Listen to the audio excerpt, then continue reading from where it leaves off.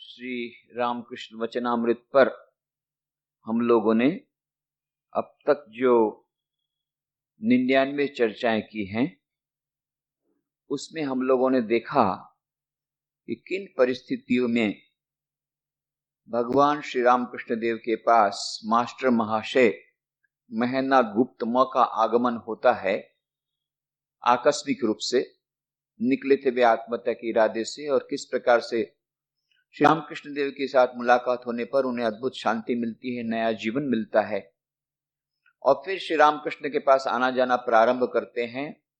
श्री रामकृष्ण देव का भक्तों के साथ जो कुछ वार्तालाप होता था वे अपनी डायरी में लिख लेते हैं, और यही डायरी बाद में स्वामी विवेकानंद जी मां शारदा देवी के अनुरोध पर प्रकट करते हैं श्री रामकृष्ण कथामृत पुस्तक के रूप में, और बाद में इसी पुस्तक के अनुवाद होते हैं विभिन्न भाषाओं में। गुजराती में श्री रामकृष्ण कथामृत के रूप में, हिंदी में सूर्यकांत त्रिपाठी निराला जी इसका अनुवाद करते हैं, नाम देते हैं श्री रामकृष्ण वचनामृत। मराठी, तमिल, तेलुगु, मलयालम, कन्नड़, उड़िया विविध भाषा में अनुवाद होते हैं। अंग्रेजी में उसका नाम दिया जाता है the gospel of Shri Ramakrishna, और फिर French, German, Greek, Russian, Dutch, Spanish विविध भाषाओं में उसका अनुवाद होते हैं। लाखों प्रतियां उसकी बिक जाती हैं। और हमने कहा था किस प्रकार से 1983 में जब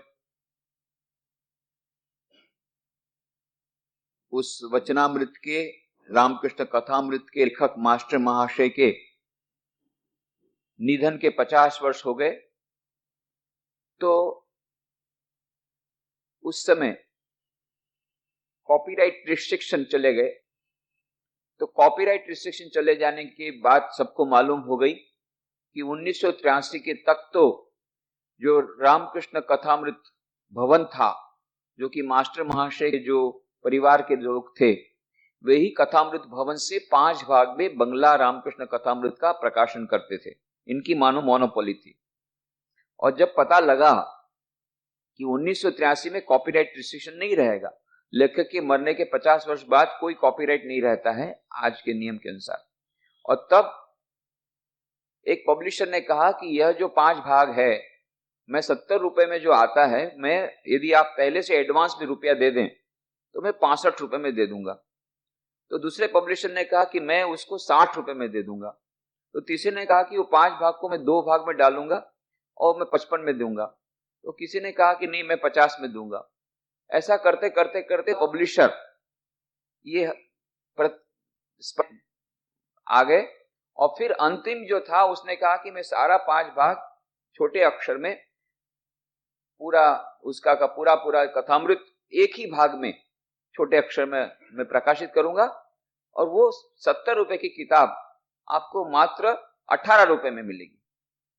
और हजारों लोग वो रिजर्वेशन करा लिया उन्होंने। और जिस दिन कॉपीराइट रिस्ट्रिक्शन चला गया, उस समय कलकत्ता की बाजारों में लंबी लंबी भीड़ वो पब्लिशर के पास देखने को मिली, और स्टैम्पेड हो गया। ये पहली बार ऐसा हुआ कि प्रकाशन जगत में कि ये किताब को पाने के लिए स्टैम्पेड हो, ये मानो पूरे विश्व में पूरा तहलका मच गया। उस समय वीक नाम के मैगजीन ने एक विशेषांक निकाला। उसके फ्रंट कवर में उसने 2 फोटो छापे, एक श्री रामकृष्ण का, दूसरा कार्ल मार्क्स का, और उसने हेडिंग दिया श्री रामकृष्ण आउटसेल्स कार्ल मार्क्स। और उसमें उन्होंने उसमें पूरी विस्तृत जानकारी देते हुए कहा कि पिछले 3 वर्षों में पश्चिम बंगाल में, जो कि कार्ल मार्क्स का मार्क्सवादियों का गढ़ माना जाता है, अभी तक तो गढ़ था, अभी 1 साल से कुछ स्थिति बदल रही है, नहीं तो अभी तक तो वो लाल झंडा ही था, अभी भी है वैसे, परंतु जोर कम हो रहा है। परंतु उस समय की बात अलग है, 1983 में पूरे जोर में थे। लाल झंडा, वहां पर राइटर्स बिल्डिंग जो उसका सेक्रेटरीट है, उसमें लाल झंडा अभी भी है, और उस समय उनका बहुत वर्चस्व था। उस समय पश्चिम बंगाल में जबकि कम्युनिस्ट पार्टी का इतना वर्चस्व था, और कम्युनिस्ट पार्टी के अनुसार, कार्ल मार्क्स के अनुसार, धर्म मनुष्य के लिए अफीम है। It is an opium, religion is an opium for human beings, that is why धर्म को नेस्त नाबूद करो, ये कार्ल मार्क्स की प्रथम शर्त है, उसके बिना समाज का उत्थान नहीं होगा। पहले धर्म को खत्म करो।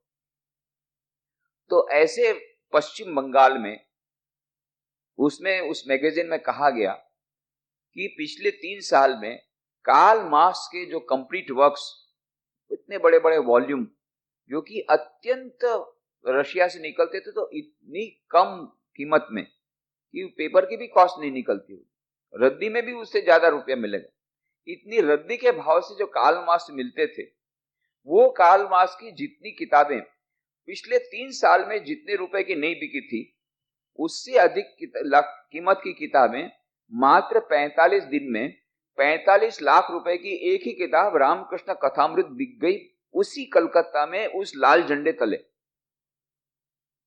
कहा कि श्री रामकृष्ण आउटसेल्स कार्ल मार्क्स।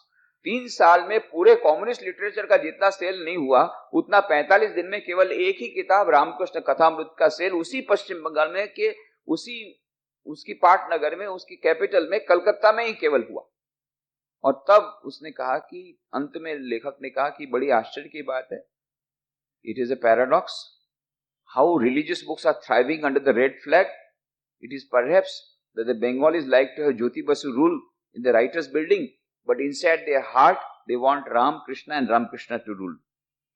कि यह एक विडंबना है, ऐसा आश्चर्य है कि लाल झंडे तले, राइट, जहां पर लाल झंडा है उस राज्य में ये धार्मिक किताबें कैसे पनप रही है।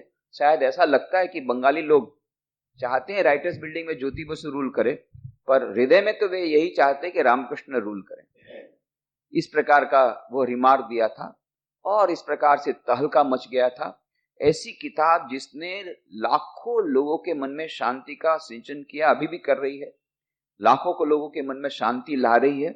आज भी कितने लोग जो प्रतिदिन वचनामृत पढ़ते हैं और कितने लोग उससे नई प्रेरणा पाते हैं, कितने लोग सचमुच में नया जीवन पाते हैं, लिटरली नया जीवन पाते हैं। इन द सेंस उसकी हमने बहुत सारी जानकारी दी थी, किस प्रकार से कितने लोग आत्महत्या के लिए इरादा पक्का कर लिया।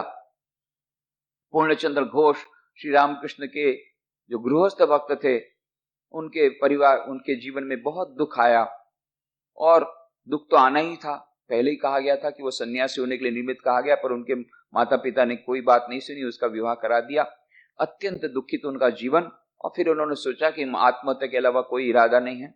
तो मास्टर महाशय खुद तो आत्महत्या से बच गए, पर बाद में उन्होंने जो रामकृष्ण कथामृत लिखा उसके कारण कितने लोग आत्महत्या से बच गए, उसकी कुछ बातें हमने कही थी।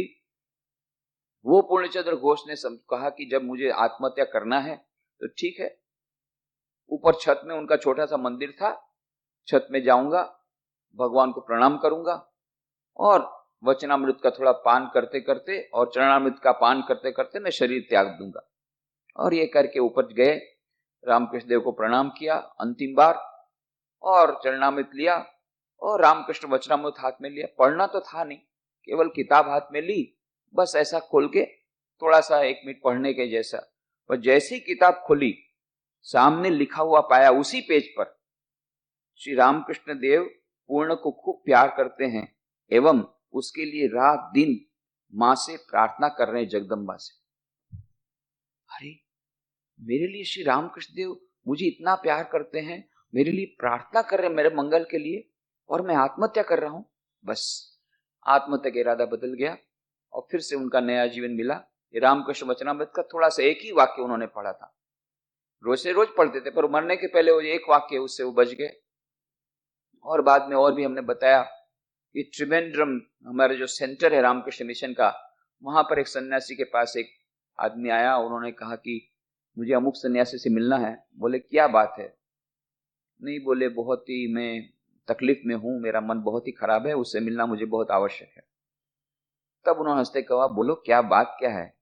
बोले नहीं, पहले मुझे उससे मिलाइए, खड़ा हूं।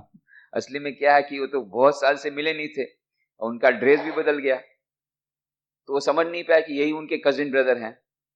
तब उन्होंने कहा कि उनका जीवन एकदम जहर हो गया है। वो कम्युनिस्ट पार्टी में थे, केरला की कम्युनिस्ट पार्टी में, कम्युनिस्ट पार्टी के लिए उन्होंने बहुत सारा किया, बहुत सेवा की, और उस सेवा करने के कारण वे जीविकापार्जन के लिए कुछ कर नहीं पाए, खुद कमाई कुछ पैसा नहीं कमा पाए, क्योंकि उनका सारा जीवन उसी कम्युनिस्ट पार्टी की सेवा में गया।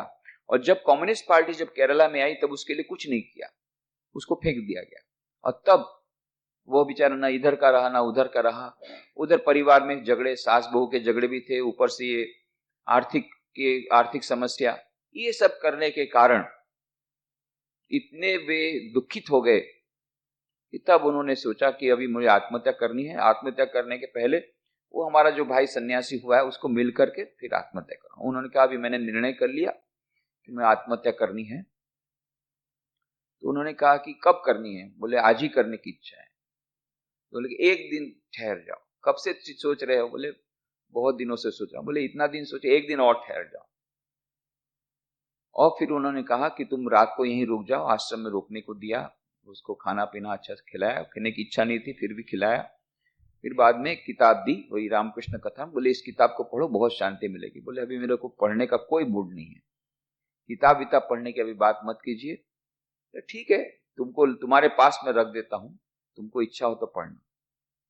और उन्होंने कुछ पेज पढ़े, उसको शांति मिली और अपना इरादा बदला। फिर बाद में वे गए घर वापस और उनको नया जीवन मिल गया। फिर उन्होंने बाद में लिखा कि नहीं, अब उन्होंने आत्महत्या का इरादा बदल दिया है। वो कुछ पेज पढ़ने के कारण ही उनको इतनी शांति मिली, रोज कथामृत वचनामृत पढ़ते थे। उसी प्रकार से उसी स्वामी जी के पास त्रिवेंद्रम में एक और कर्नल आए। उन्होंने कहा कि एक मेजर काम करते हैं मेरे अंडर में, वो उसके कुछ शायद कुछ समस्या है परिवार में, तो कभी कभी बात बात में बोलता रहता है बस मैं अपने आप को शूट कर दूंगा। अब बंदूक तो है ही, मेजर है, हमेशा तो रहती, गन उसके बाद पिस्तौल तो रहती है। बोले सचमुच में, बोले यदि अपने आप को शूट कर दे तो बड़ी समस्या, पत्नी का क्या होगा, अभी कम उम्र है मेजर की। तो बोले आप उसको समझाइए, मैं उसको आपके पास ले आऊंगा, आप उसको समझाइए कि वो आत्महत्या न करे। कहा कि मेरे समझाने से क्या होगा, मैं तो उसको जानता नहीं हूं, पहचानता भी नहीं हूं, तो मेरे समझाने से क्या होगा। पर एक काम करो, ये मैं किताब देता हूं, गॉस्पेल ऑफ श्री रामकृष्ण, रामकृष्ण वचनामृत, ये किताब तुम ले जाओ, उसको देना, उसको बोलना कि ये किताब आप पढ़िए, और बोलना, अनुरोध खास करना कि किताब पढ़ने से उसको बहुत शांति मिलेगी। और उसको ये भी कहना कि यदि वो आत्महत्या करेगा तो सूर्य के चारों, जो पृथ्वी जो चारों ओर प्रदक्षिणा कर रही है, वो अपनी प्रदक्षिणा बंद करने वाली नहीं है, वो अपनी प्रदक्षिणा करती रहेगी। संसार ऐसे ही चलता रहेगा उसके बिना, परंतु आत्महत्या करना कायरता है। और यह बोलना कि ये किताब पढ़े। तो पहले तो बोला मुझे किताब विताब नहीं पढ़ना है, फिर बाद में बहुत समझाने पर किताब पढ़ा। किताब पढ़ने के बाद अब सारा संसार मुझे कहेगा तो भी मैं अपने आप को शूट नहीं करूंगा। एकदम बदल गया, उतनी शक्ति उसको मिली, उतनी शांति मिली। ऐसे कई उदाहरण देते हुए रामकृष्ण वचनामृत का जादू, कथामृतनो जादू, जैसे रामकृष्ण ज्योत गुजराती मंथली मैगजीन है, उसने प्रकाशित किया था कथामृतनो जादू। ये सब पूरा कथामृत का क्या जादू है, जो विस्तार से हमने पहले चर्चा की, इसलिए मैं पुनरावर्तन नहीं कर रहा हूं। और सब विस्तार से मैं उसमें लिखा था, उस लेख में रामकृष्ण ज्योत का संपादन कार्य जब करता था, राजकोट में था, तो उस समय एक लेख लिखा कथामृतनो जादू। पहले लिखा था मैजिक ऑफ द गॉस्पेल वेदांत केसरी में, मानो उसी की कुछ बातें वो गुजराती मैगजीन में दी। और आश्चर्य की बात, बाद में 3 लोगों ने मुझे बताया कि वो आर्टिकल पढ़ने के बाद वो लोग आत्महत्या में से बच गए।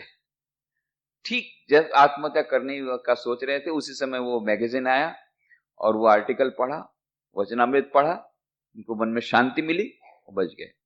तो यह जो मास्टर महाशय ने, महेनाथ गुप्त म ने वचनामृत के प्रारंभ में जो श्लोक दिया, श्रीमद् भागवत का जो श्लोक, गोपिका गीत का, जिसको हम गोपिका गीत बोलते हैं, गोपी गीत, गोपिका गीतम, वह जो भागवत में प्रसंग आता है कि गोपिकाएं रासलीला कर रही हैं श्री कृष्ण के साथ, अचानक उनके मन में अहंकार आता है, देखो देखो, और किसी को तो यह सुअवसर नहीं मिला, हम लोग कितनी भाग्यशाली हैं, हम लोग कितनी अधिक बड़ी चढ़ी, कितनी अधिक महान है कि हमारे साथ कन्हैया वह रासलीला कर रहा है।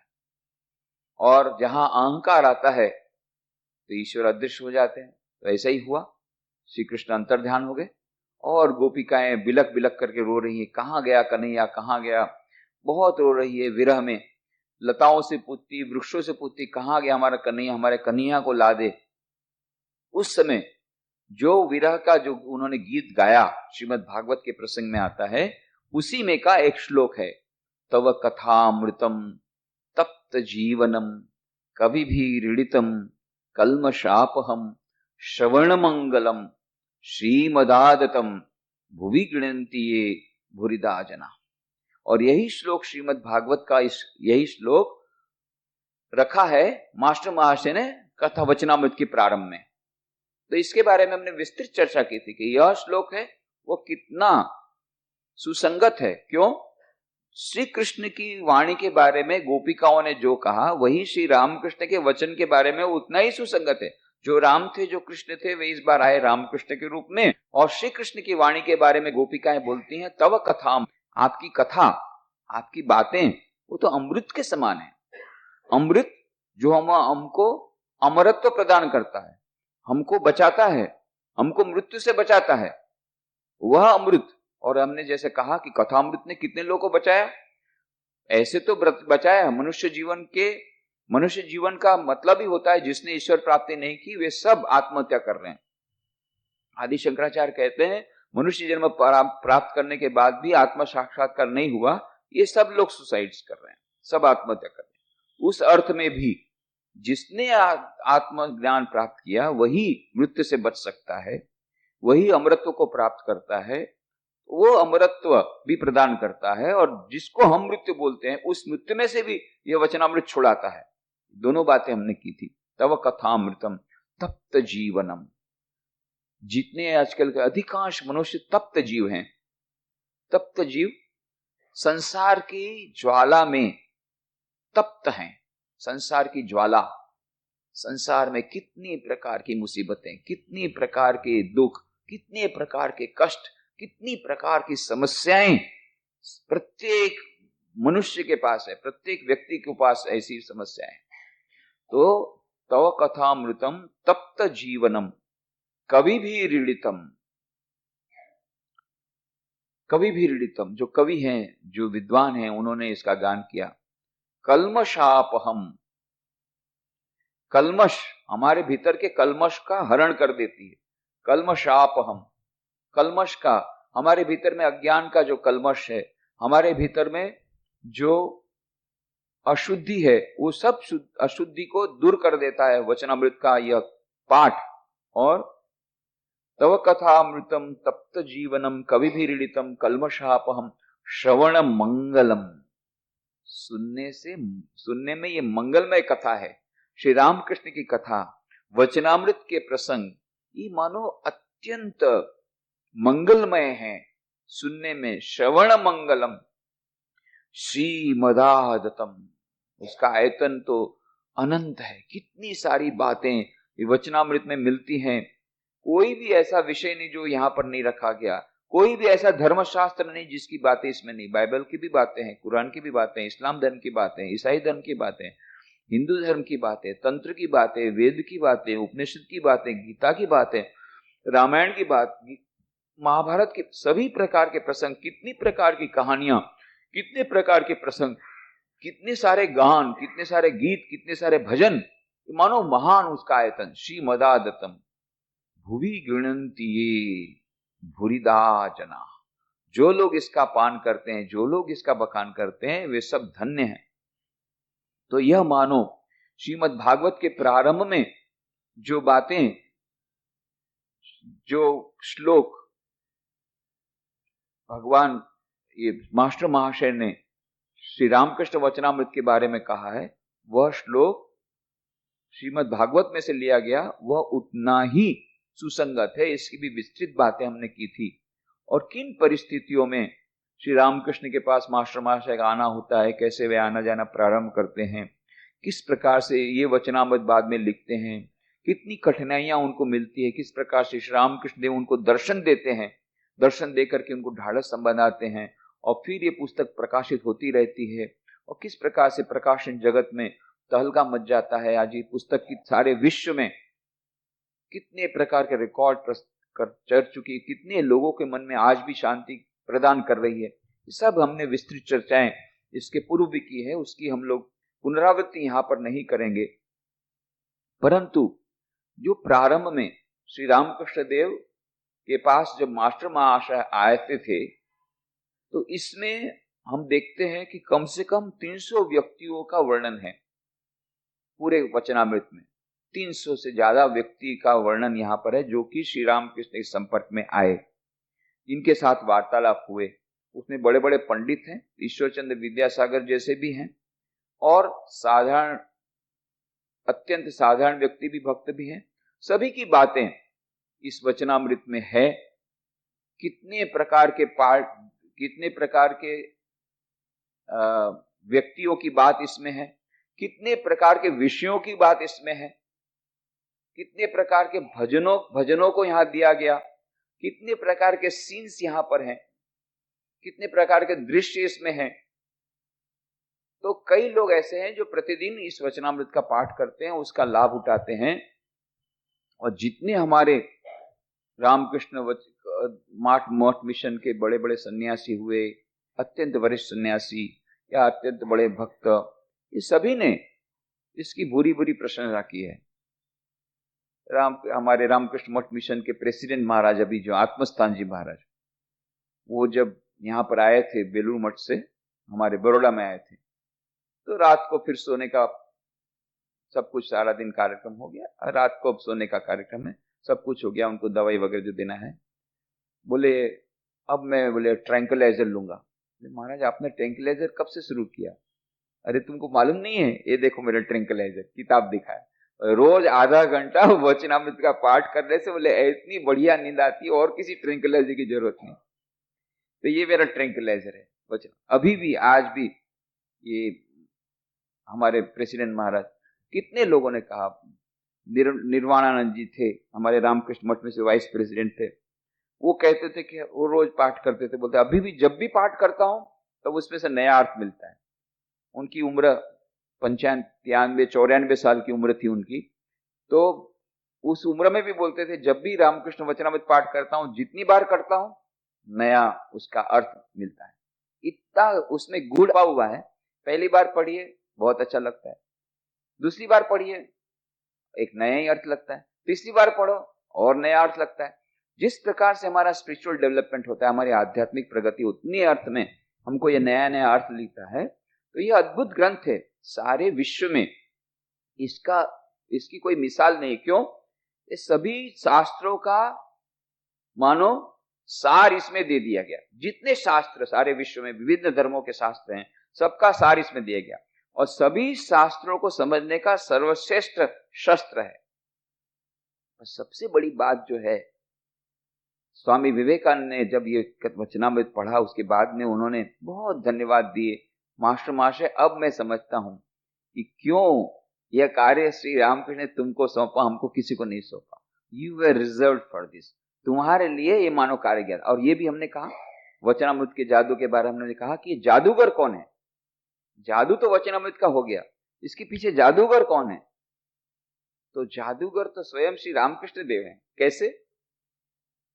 मास्टर महाशय जब भी आना जाना करते थे, तो मास्टर महाशय को इस प्रकार से मानो लक्ष्य करके बोलते थे कि रामकृष्ण वो ठीक से सुन सके।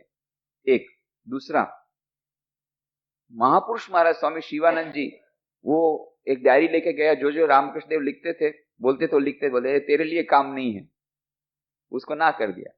और मास्टर महाशय को फिर से इसी में आता वचनामृत में, अच्छा उस दिन क्या बोला था मैंने? बोले आपने ये कहा था।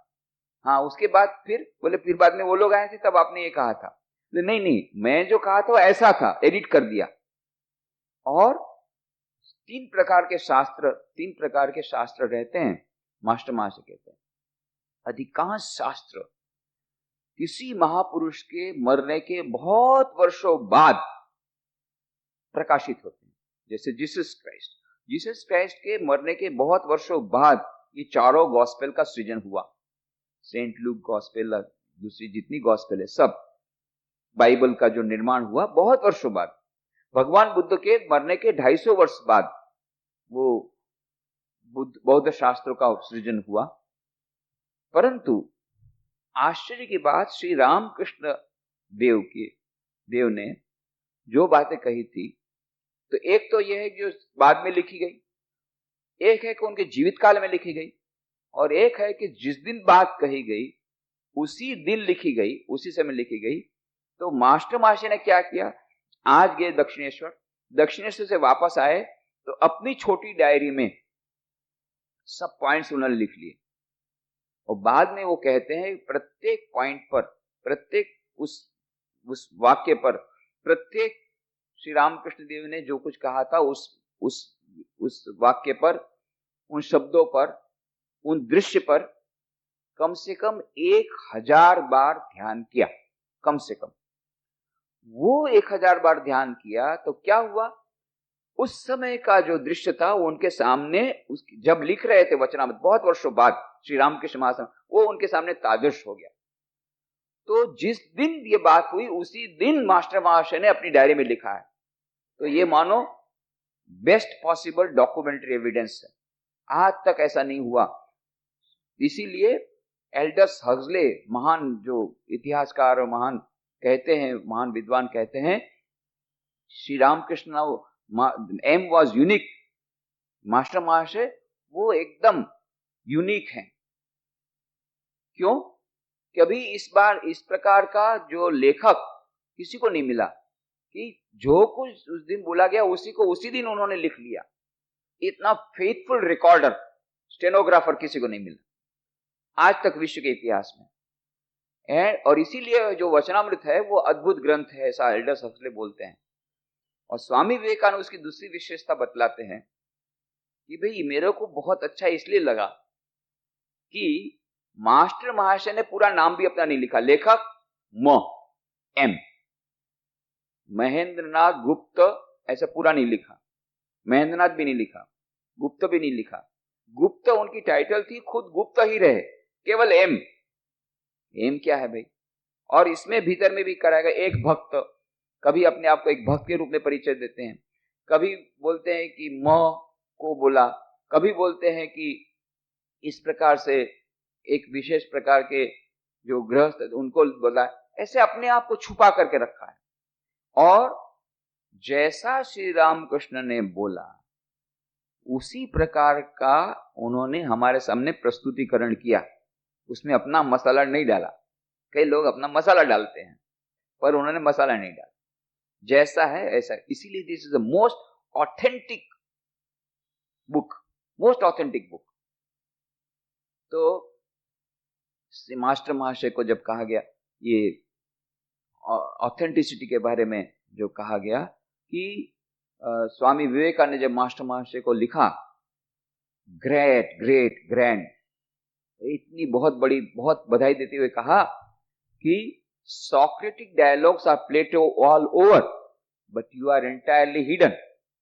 सॉक्रेटिक के डायलॉग्स हम देखते हैं, जब वो प्लेटो ने लिखे तो उसमें प्लेटो की गंध आती है, परंतु यू आर एंटायरली हिडन।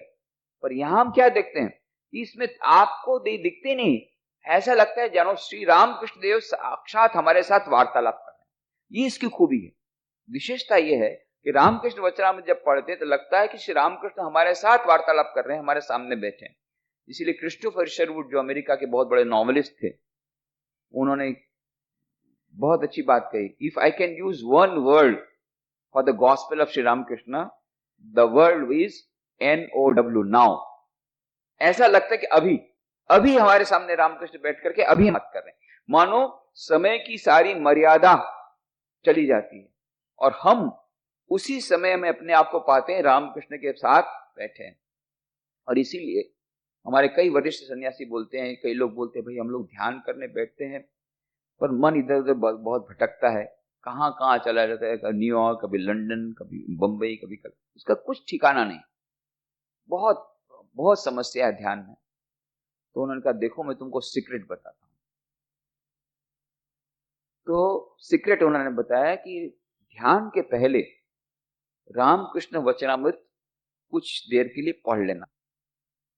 नहीं ऐसा होगा तो ज्यादा से ज्यादा क्या होगा, जाएगा दक्षिणेश्वर में, जो पढ़ा था वही दक्षिणेश्वर में जाएगा, दक्षिण में से श्री रामकृष्ण बैठे हैं और भक्तों के साथ बात कर रहे हैं, छोटी खाट पर बैठ करके बात कर रहे हैं, और वो जो सीन है वही सब याद आएगा।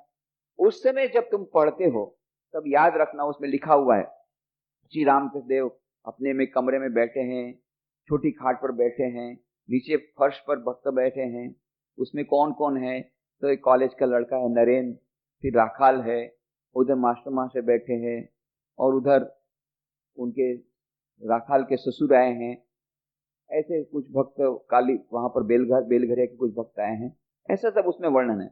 उसमें ब्रैकेट में डाल देना और मैं भी वहां बैठा हूं, अपना नाम उसमें जोड़ देना कि इतने लोग हैं, उसमें तुम भी हो, और तुम वहां पर मानो बैठे हो, श्री रामकृष्ण साक्षात तुम्हारे साथ बात कर रहे हैं।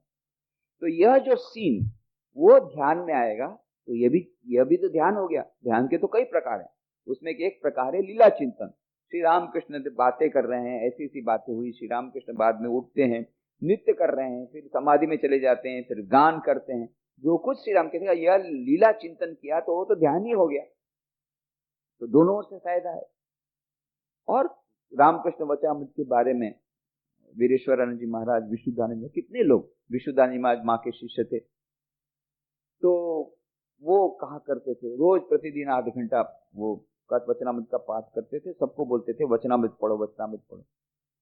एक बार वीरेश्वरानंद जी महाराज ने भी बात बताई, जो रामकृष्ण मठ में 10वें परमाध्यक्ष थे, उनके बात सुनने के बोली कि राजा महाराज स्वामी ब्रह्मानंद जी महाराज, उनके पास एक भक्त आए थे, तो उन्होंने कहा देखो आज तुमको एक वाक्य में ब्रह्म ज्ञान दे दूंगा। तो बड़ा खुश हो गया, अरे ब्रह्म ज्ञान मिल जाएगा एक वाक्य में। तो नजदीक आया, कान नजदीक आया, जब कुछ मंत्र देंगे एकदम से ब्रह्म ज्ञान हो जाएगा। और फिर महाराज ने धीरे से कहा, रीड कथामृत डेली, रोज कथामृत पढ़वे, रोज प्रतिदिन कथामृत का पाठ करना, ये इसमें बोले ब्रह्म ज्ञान आ जाएगा तुमको, एक वाक्य में ब्रह्म ज्ञान।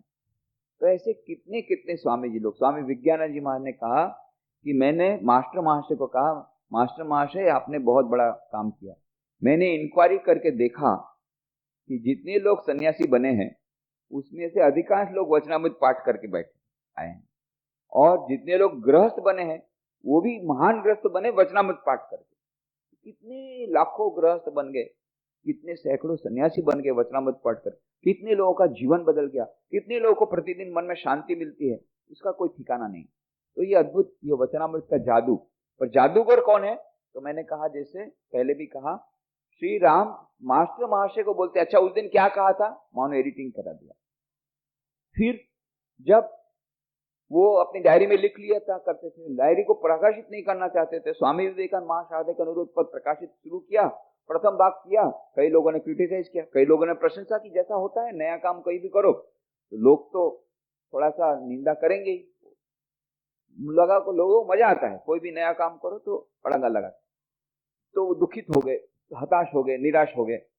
रामकृष्ण देव ने दर्शन देकर के कहा नहीं आगे बढ़ो, मैं तुम्हारे साथ हूं। तब उनको ढाढ़स आया, हिम्मत आई, उन्होंने मानो उनको रामकृष्ण कथामृत पब्लिश कर लिखवाया भी उन्होंने, एडिटिंग भी उन्होंने किया, पब्लिश करने के लिए उनको प्रेरणा दी। इतना ही नहीं,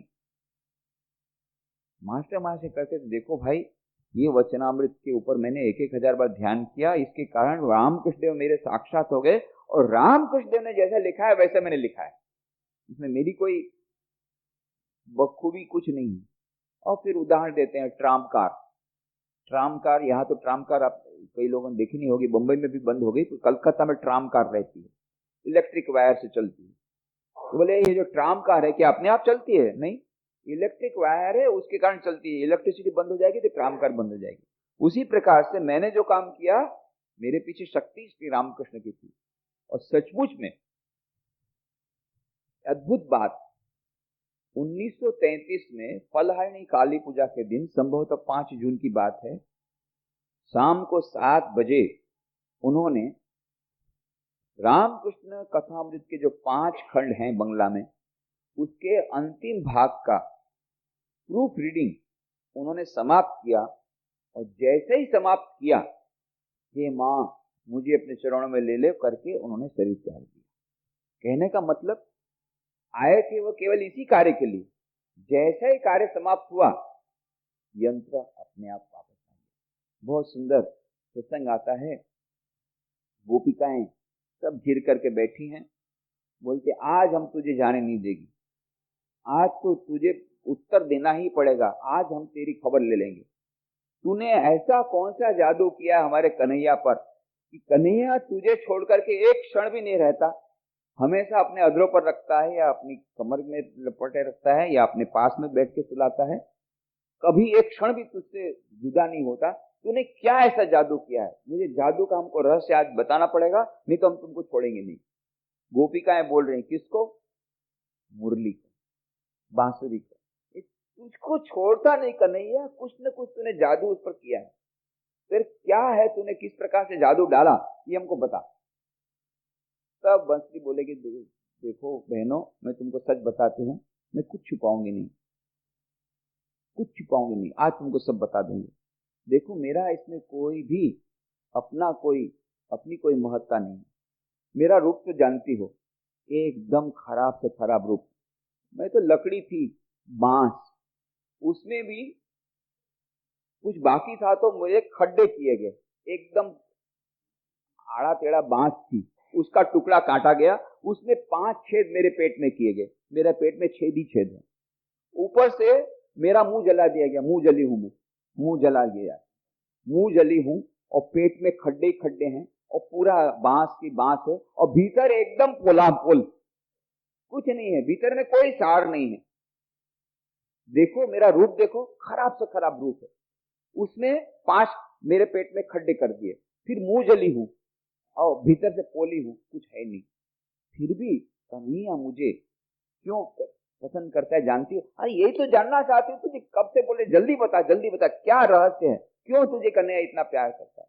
बोले एक ही रहस्य है बहनों, तुमको बता देती हूँ कि सब मेरा रूप बहुत खराब है, मेरे गुण कुछ नहीं है, पर एक बात है, कन्हैया जो तान मुझ में देता है मैं वही तान बाहर निकालती हूँ, मेरा अपना कोई स्वर नहीं, मेरी अपनी कोई तान नहीं है, जैसी तान कन्हैया देता है वही तान मैं निकालती हूँ, बस यही मेरी, इसके कारण कन्हैया मुझे प्यार करता है। तो सच्चा यंत्र कौन सा है? जिस यंत्र का खुद का कोई स्वर न हो, जिस यंत्र की खुद की कोई आवाज न हो। अब ये मान लो अभी मैं, ये यंत्र है, अभी ये यंत्र अपना खुद का आवाज शुरू कर दे तो डिस्टर्बेंस हो जाएगा, आप तक बात मेरी पहुंचेगी नहीं। अभी चुपचाप बैठा है वो, और जैसा मैं बोल रहा हूं ऐसी आवाज आपको, थोड़ा सा आवाज को ऊंची करके आपको सुना रहा है, इसलिए आपको अच्छा लग रहा है। अब ये खुद अपना रोना गाना शुरू कर दे माइक, तो प्रॉब्लम हो जाएगा। उसी प्रकार से बांसुरी बोलती है, जो तान कन्हैया मुझ में छेड़ता मैं वही तान देती हूँ। मास्टर महाशय ने क्या किया, एकदम अपना अहंकार निकाल दिया। जैसी तान श्री रामकृष्ण ने जो संदेश दिया ऐसा का ऐसा उन्होंने जगत को दे दिया, बीच में वो नहीं आए, अपने आप को नेपथ्य में रखा। और इसीलिए स्वामी जी कहते हैं, Socratic dialogues are Plato all over, you are entirely hidden. Socratic के डायलॉग में प्लेटो की गंध आती है, पर यहाँ पर आपकी कोई गंध, एकदम जाने मानो श्री रामकृष्ण देव साक्षात हमारे साथ बात कर रहे हैं। तो यह मानो श्री रामकृष्ण वचनामृत का जादू, यह जादू के पीछे जादूगर हैं श्री रामकृष्ण स्वयं, उन्हीं की बातें हैं, उनकी बातों में ही इतने प्रकार का वह अमृत छुपा हुआ है, जिसके कारण यह वचनामृत का जादू है, जिसके कारण लोग आत्महत्या से बचते हैं, जिसके कारण लोगों को मन में शांति मिलती है, जिसके कारण लोग आज प्रतिदिन इस प्रकार से पढ़ करके अपने जीवन में धन्यता का अनुभव करते हैं, अपना मनुष्य जीवन सार्थक करते हैं। ये रामकृष्ण का कमाल है, जादूगर वे हैं। और जादूगर ने क्या किया, वे ही मास्टर महाशय को लाए, उनको सारा दिया, उनको सब ट्रेनिंग दी, कैसे लिखना डायरी वो भी सिखाया, फिर बाद में एडिटिंग भी खुद किया। मैंने उस दिन क्या कहा था, एडिटिंग भी करा लिया, फिर प्रकाशन करने की प्रेरणा दी, पुस्तक प्रकाशित भी कराई। और जब अंतिम प्रूफ हो गया, बस जो जादूगर थे उन्होंने अपना यंत्र वापस ले लिया। मास्टर महाशय, माँ मुझे अपने गोद में ले लो, कहते कहते श्री रामकृष्ण देव, हे ठाकुर मुझे अपनी गोद में ले लो, कहते कहते न शरीर त्याग दिया, कार्य पूरा हो गया यंत्र का, बस यंत्र वापस ले लिया। तो असली जादूगर ये श्री रामकृष्ण का जो जादू है, अद्भुत जादू, चमत्कार कहो, जादू कहो, या उसको चमत्कार जादू में तो हम लोग नहीं मानते हैं, पर यह जो आशनक जो श्री रामकृष्ण वचनामृत का जो प्रभाव है, उस प्रभाव के पीछे के जो जादूगर हैं, या जो उसकी जो कमाल है, वो श्री रामकृष्ण की स्वयं की, श्री रामकृष्ण का यह मानो खुद का यह जादू है। इस प्रकार की बातें हमने की थी। श्री रामकृष्ण वचनामृत की बातें आज तो हम नहीं कर पाएंगे, समय हो चुका है, परंतु एक छोटी सी बात हम करेंगे। जो बात हमको पहले करनी चाहिए थी, रामकृष्ण कथामृत जो बंगला है उसका गुजराती अनुवाद किया गया, तो उसमें प्रथम अध्याय में कुछ बातें हैं जिसमें कि दक्षिणेश्वर का वर्णन किया गया, पर जब हिंदी में पता नहीं क्यों सूर्यकांत त्रिपाठी नेरोले जी ने अनुवाद किया तो शायद उन्होंने उसके बारे में उतना महत्व नहीं दिया होगा। तो उसमें वो दक्षिणेश्वर का वर्णन नहीं है, पर वो वर्णन आवश्यक है, समझना, बैकग्राउंड समझना आवश्यक है कि किस जगह पर ये सब बातें, अधिकांश बातें, वैसे तो रामकृष्ण कलकत्ता में जाते हैं वो भी बातें इसमें हैं, बलराम बसु के यहाँ गए, बलराम बोस के यहाँ, उसकी भी बातें हैं, कि पानीहाटी में गए उसका भी वार्तालाप उसमें, पर अधिकांश बातें कहाँ हो रही है? श्री रामकृष्ण के कमरे में, दक्षिणेश्वर में हो रही है। तो दक्षिणेश्वर का जो बगीचा है यह भी एक अद्भुत बात। श्री रामकृष्ण, स्वामी विवेकानंद बोलते हैं, Shri Ramakrishna life was a parliament of religion itself. Shri Ramakrishna का जीवन ही मानो पार्लियामेंट ऑफ रिलीजन था। तो यह कैसे कि उन्होंने अपने जीवन में विविध धर्मों की साधना की और एक डिवाइन प्लान, एक मानो एक दिव्य योजना के अनुसार सब चल रहा है। और उन्होंने कहाँ साधना की? दक्षिणेश्वर में। वो दक्षिणेश्वर क्या है? दक्षिणेश्वर का बगीचा किसने स्थापना की? रानी रासमणी ने। कैसे? वो भी दिव्य योजना, सब कुछ दिव्य योजना के अनुसार चल रहा है, सब कुछ दिव्य योजना। 1847 में रानी रासमणी, वो रानी नहीं थी एक्चुअली, तो जमींदार की पत्नी थी, पर उसको रानी कह के बोलते थे क्योंकि उसका प्रभाव इतना अधिक था, उसका नाम दिया रानी रासमणी। ब्रिटिश सरकार उनसे डरती थी, ऐसे तो उच्च वर्ण की नहीं थी, वो उच्च वर्ण की नहीं थी, परंतु फिर भी बहुत, उसके हस्बैंड बहुत जमींदार थे, वो विधवा हो गई। हस्बैंड जब उनके पति की मृत्यु हो गई तो रानी रासमणी ने सारा कारोबार अपने लिया, अपने हाथ में ले लिया। और कैसा उसका दबदबा था कि ब्रिटिश सरकार उसे डरती थी और सभी लोगों ने उसका नाम दिया रानी रासमणी, ऐसा उसका दबदबा था। वहां पर गंगा में जब इन लोगों ने दिया कि मछली मारने की मनाही कर दी, तब उन्होंने पूरा सारा का सारा इलाका उन्होंने घेर लिया, किराए पर ले लिया और कंपनी के जहाजों को आना जाना बंद कर दिया, सब उनका पूरा। ये तो मछली मार के इतना ही रुपया था, बाद में देखा हाथ जोड़ करके, हाँ नहीं नहीं, हम लोग को जैसा आपका होता था ऐसा ही होने दीजिए, हम लोग को छोड़ दीजिए। तब जाकर के रानी रासमणी ने कहा कि अब से हमारे साथ ऐसा मत करना, इतना दबदबा था। ये रानी रासमणी 1947 में उसने सोचा काशी की तीर्थ यात्रा करने जाना है, और काशी के लिए, अब तो रानी थी, रानी माने इतनी बड़ी पैसे वाली थी, तो हजारों रुपए से उन्होंने खर्च करने का तय कर दिया।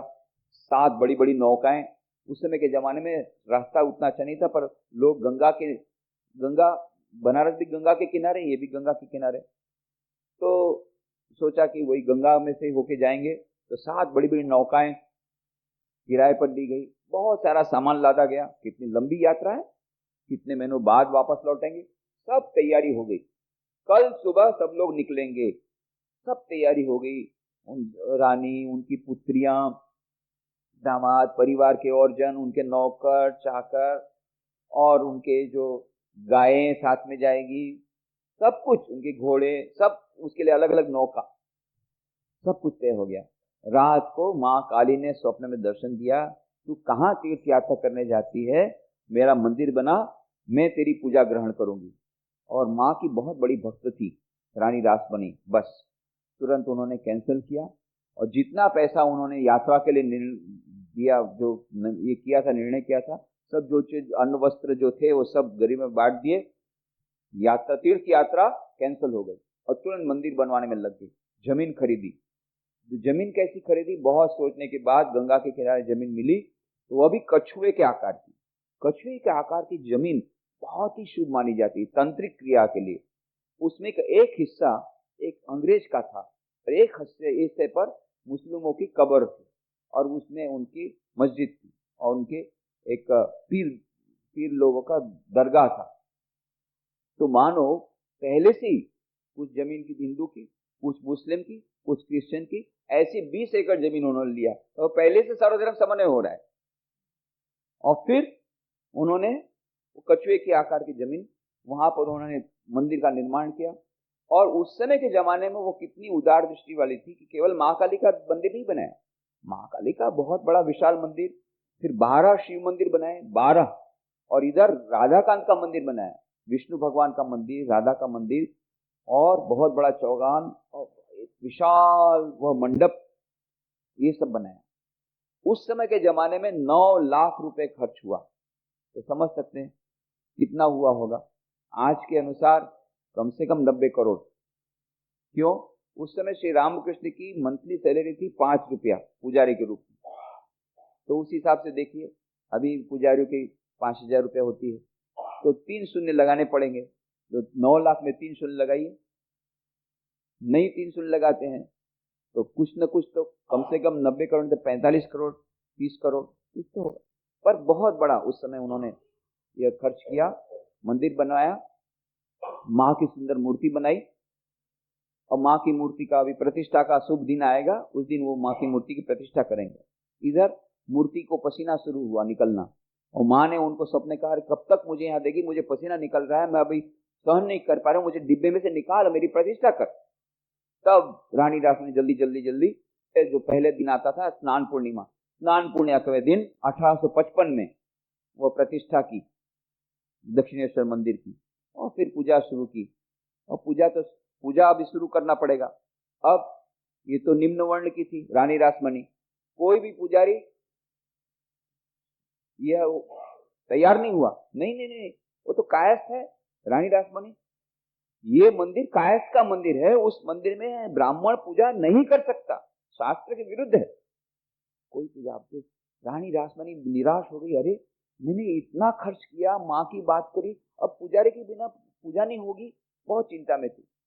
तब उस समय राम कुमार, रामकृष्ण के बड़े भाई थे, बहुत बड़े पंडित थे, उनको बुलाया गया।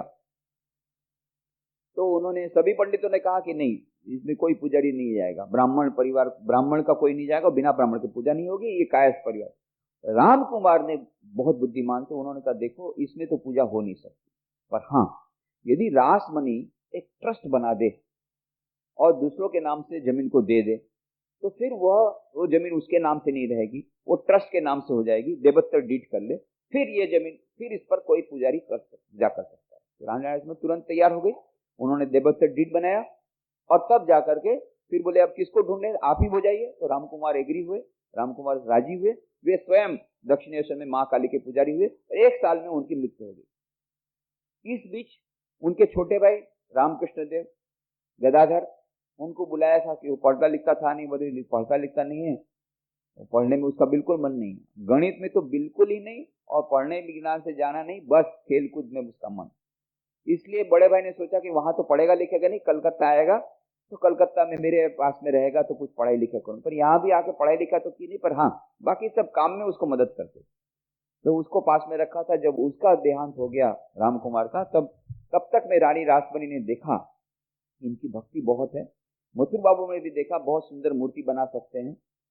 तब उनको कहा गया कि आप पुजारी बन जाएंगे, तो उन्होंने कहा नहीं मैं पुजारी नहीं बनूंगा। बहुत बार कहा नहीं मैं पुजारी नहीं बनूंगा। क्यों, आपको क्या? बोले नहीं, इतने सारे गहने हैं माँ के, वो सब मैं संभाल नहीं सकता। बोले ठीक है, गहने संभालने के लिए अलग लोग, अलग आदमी रखेंगे, आपको गहने की चिंता नहीं करनी, और ये सब संभालना वालना कुछ नहीं है, सजावट करने वाले के अलग आदमी रहेगा। बोले ठीक है। तो उनके भांजे को, हृदय को बुलाया गया, वो अब सब देखेगा, आपको केवल पूजा करनी। और फिर रामकृष्ण देव ने तो वो मूर्ति तो देखते नहीं थे, और उसमें उन्होंने शुरू किया, माँ कोई कहता है तू चिन्मयी है, कोई कहता है तू मृण्मयी है, केवल मिट्टी की मूर्ति है, तो तू मुझे बता दे, मैं तो मूर्ख हूं, मैं पढ़ा लिखा नहीं हूं, तू मुझे बता दे कि तू मृण्मयी है कि चिन्मयी है। यदि तू चिन्मयी है, यदि तू मृण्मयी है, तो फिर तुझे प्रार्थना करके फायदा क्या, तेरी पूजा करके फायदा क्या, तू तो मिट्टी की मूर्ति है। यदि तू चिन्मयी है तो फिर मुझे दर्शन क्यों नहीं देती है? मुझे दर्शन दे। राम प्रसाद को दर्शन तूने दिया, कमलाकांत को दर्शन दिया, मुझे क्यों दर्शन नहीं देगी? इस प्रकार से रो रो के प्रार्थना करते हैं। और ये हमको मालूम है उनके जीवन में किस प्रकार से एक बार प्रतिदिन शाम को बहुत व्याकुल हो जाते थे, गंगा के उस तट पर रेत पर मुंह से अपना मुंह रगड़ते थे, सिर से खून बहता, चेहरा लुलू हो जाता, कहते माँ मेरी जीवन का एक दिन और बीत गया, एक संध्या और उतर आई पर माँ तूने मुझे दर्शन नहीं दिया। इस प्रकार से व्याकुलता इतनी बढ़ती है कि एक दिन सुबह जब पूजा कर रहे थे अचानक उनके मन में आ रही माँ का दर्शन हुआ नहीं, तो फिर ये मनुष्य जीवन रखकर क्या फायदा हुआ। और तुरंत तलवार लेकर के अपने गले पर मारते हैं कि मारने वाले थे कि अचानक माँ का दर्शन हो जाता है। माँ माँ कहते कहते वे बाह्य ज्ञान लुप्त कर देते हैं और ये उनको माँ का मानो प्रथम दर्शन हुआ। उसके बाद में तो माँ उनके साथ खेलती है, उनके साथ बात करती है, कहते माँ में सब लोग मुझे पागल कहते हैं। उनका नाम था छोटा पुजारी पागल हो गया, क्योंकि दिन रात वो माँ माँ कहते थे। बोले मुझे सब लोग पागल समझते, मेरे साथ बात करने वाला नहीं, माँ तू मेरे साथ बात कर, माँ तू मेरे साथ खेल, माँ तू से मेरे साथ रह। और माँ के साथ खेलते हैं, माँ के साथ बात करते हैं, माँ उनके साथ कितनी प्रकार का खेल करती, अद्भुत। और बाद में फिर रामकृष्ण देव को दर्शन होता है, सीता माई का, राधा कांत का, कृष्ण भगवान का, राधा का दर्शन, राम का दर्शन, हनुमान का दर्शन, सीता का दर्शन। फिर रामलाला की पूजा करते हैं, 64 तंत्रों की साधना करते हैं, वेदांत की साधना करते हैं। वह सब दक्षिणेश्वर में हुआ है। तो दक्षिणेश्वर में एक बार जो लोग गए हैं उनको पूरा वो सीन आ जाएगा। तो दक्षिणेश्वर में क्या क्या देखने का है। एक तो दक्षिणेश्वर में माँ काली का भवतारिणी का मंदिर है, करीब करीब 3 फुट ऊंची वह काली पत्थर की मूर्ति। देखने में तो पत्थर की मूर्ति बेसाल्ट पत्थर है, परंतु श्री रामकृष्ण ने अपनी भक्ति से उसको जीवंत कर लिया। उनके साथ माँ खेलती थी, बातचीत करती थी। हम लोग जाते आश्चर्य होता, अरे यही उसका नाम भवतारिणी है, किसने भवतारिणी नाम दिया पता नहीं। जगदम्बा, भवतारिणी, माँ काली। माँ काली के बहुत रूप होते, एक स्मशान काली, वो भयंकर रूप ही नहीं रहती, पर यहाँ पर मानो मंगलमयी है। उनके एक हाथ में तो नरमस्तक है, एक हाथ में तलवार है, पर 2 हाथों से वरदान दे रही है। तो उनका जो रूप है वो इतना भयंकर नहीं है, पर जो भी हो भवतारिणी नाम दिया गया, किसने कब पता नहीं। वो भवतारिणी का मंदिर है, भवतारिणी का मंदिर भी अद्भुत मंदिर। उसके पास में राधाकांत का मंदिर है, जिसमें कृष्ण भगवान राधा की मूर्तियां हैं। उधर 12 शिवलिंग है, बहुत बड़ा चौगान है, मंडप है जिसको सभा मंडप बोलते हैं। माँ काली के मंदिर के सामने सभा मंडप है। उसके उस तरफ में रसोई बनती थी, चौकीदार के रहने की बात, खजांची की, अभी भी वहीं पर ऑफिस है। जिस समय माँ के समय में श्री राम के रहते तब भी वो ऑफिस थी। उधर दक्षिणेश उधर के समय वो शिव मंदिर के पास में कोने में श्री रामकृष्ण का कमरा है, जिस कमरे में श्री रामकृष्ण रहते थे। आज भी वो कमरा उसी प्रकार रखा गया है जिस समय रामकृष्ण के समान था। वो छोटी खाट है, बड़ी खाट है, अभी भी रखी गई है। कुछ दिन पहले हमारे रामकृष्ण मठ में प्रेसिडेंट महाराज के साथ जाने का मौका मिला, और उसको स्पर्श करने नहीं देते हैं, परंतु प्रेसिडेंट महाराज थे इसलिए उनको स्पर्श करने दी गया। वही खाट, जिस खाट पर बैठ करके श्री रामकृष्ण बात करते, आज भी वही खाट है। और बड़ी कसौटी से वो खाट ऐसी रखी है। जो फोटो उस समय रामकृष्ण देव के समय थे वो फोटो अभी भी उसमें से कुछ फोटो हैं। वही भगवान महादेव की मूर्ति, वही भगवान बुद्ध की मूर्ति, वो सब उसी प्रकार रखा गया है। वो रामकृष्ण का कमरा है। रामकृष्ण कमरे के सामने नौबत खाना है। नौबत खाने में नीचे में माँ शारदा रहती थी, ऊपर में चंद्रमणि देवी रहती थी। उसी के पीछे बकुलतला घाट है। बकुलतला घाट में एक बार माँ जाती थी, बगर के ऊपर पैर चला गया था। फिर बाद में कभी अंधेर में अकेली नहीं जाती थी, प्रकाश लेके जाती थी वो बकुलतला घाट। उसके पास में फिर वो पंचवटी, उस पंचवटी के नीचे कितनी सारी लीलाएं हुई है। पंचवटी के नीचे वही झोपड़ी थी जिसमें 6 महीना तक निर्विकल्प समाधि में रहे थे। अद्वैत वेदांत की साधना उन्हें तोतापुरी के पास की थी। आज अभी तो वो छोटी झोपड़ी नहीं है, कच्चा मकान बन गया वहां पर। पंचवटी है, पुरानी पंचवटी का तो निराश हो गया, परंतु नई पंचवटी जिसका निर्माण श्री रामकृष्ण ने किया था वो पंचवटी अभी भी है, पर उस समय तो घना जंगल था, पर अभी भी देख सकते हैं। फिर उसके पीछे वह बेल का वृक्ष, जिसके नीचे बिल्व वृक्ष, जिसके नीचे श्री रामकृष्ण ने कैसी कैसी भयंकर 64 प्रकार की तंत्रों की साधना भैरवी ब्राह्मणी के पास की थी। उसके उस पार जाऊतला बारूद खाना जो है वो मैगजीन फैक्ट्री के पास जाऊतला। इधर उसके पहले पंचवटी के जाने के पहले हंसपुकुर, जहाँ पर बर्तन मांजे जाते थे, उस तरफ में राम के जो मुख्य द्वार है उसके उस तरफ, वहां पर वह गाजी पीर है, गाजी तला, जहाँ पर कि वो पीर है, वो पीर का स्थान है, वो गाजी पर है। वहां पर भी छोटा सा तालाब है। ये सब देखना है दक्षिणेश्वर में। वहां जाने से ये सब इसमें सीन में ये जब दृश्य आते हैं, एक बार देखते रहने से मानो सादृश्य हो जाता है, हम लोग जानो वहीं पहुंच जाते हैं। श्री रामकृष्ण के पास। वो सारा वर्णन इसमें दिया गया है, जो कि हिंदी किताब में नहीं है, प्रारंभ में गुजराती किताब में है, बंगला किताब में है, पर हिंदी में नहीं, इसलिए वो वर्णन किया गया। परंतु वो जो दक्षिणेश्वर और वहां पर कोठी है, बाबुओं की कोठी, जिस कोठी में श्री रामकृष्ण 16 वर्ष तक रहे।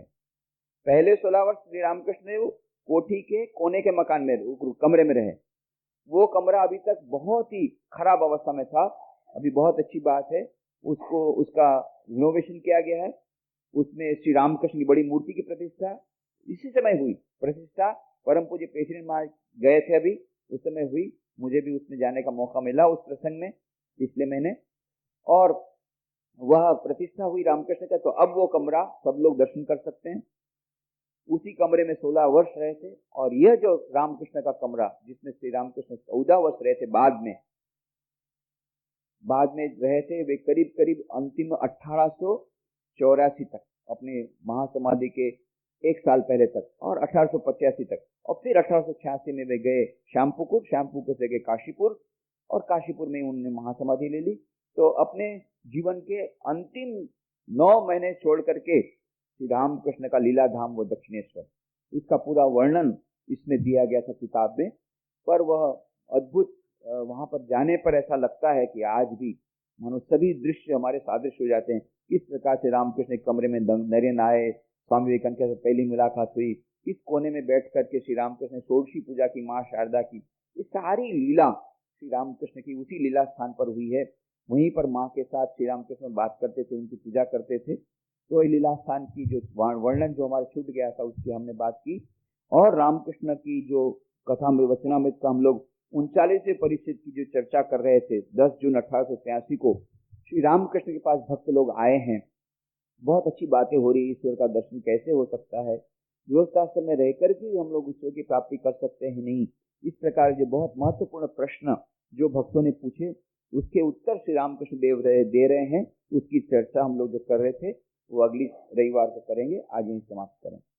ओम शांति शांति शांति। हरि ओम तत्सत्। श्री राम कृष्णार्पणमस्तु।